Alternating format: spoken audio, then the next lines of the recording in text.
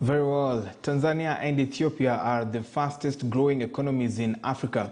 This is according to this year's Ernst Young study on the African countries' attractiveness index to foreign direct investments, FDI. With an average of over 4% annual growth, the report found the two countries most attractive for FDI in Africa. So here's more on the same.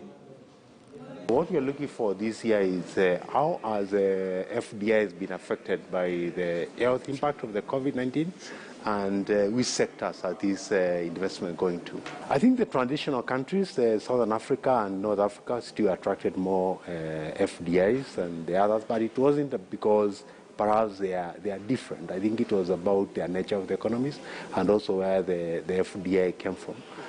So when you look at 2020, for example, there was an overall dip in FDI flows all across the world, not only in Africa, and by about 50% for us in Africa. And those countries which were less diversified in terms of economic nature, they suffered more drop in their FDI flows. Manufacturing is one of the big 400 items here in Kenya for us. We have also seen countries take advantage of incentives provided by other initiatives like AGOA, and I think that's a key one, as well as infrastructure.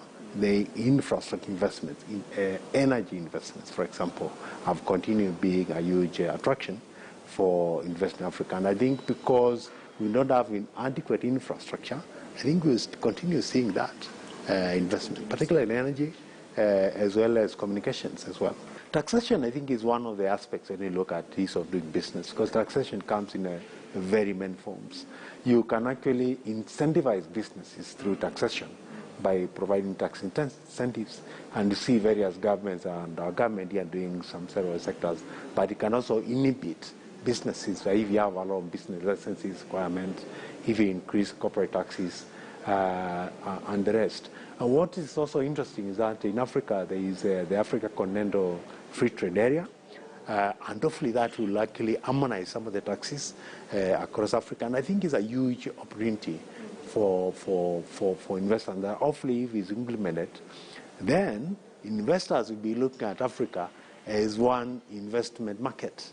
And you can imagine how that big will be. So it also depends on how fast we are able to implement and agree among ourselves to remove trade barriers around that, no increase taxes, for example, excess duty. Very well. So we want to cross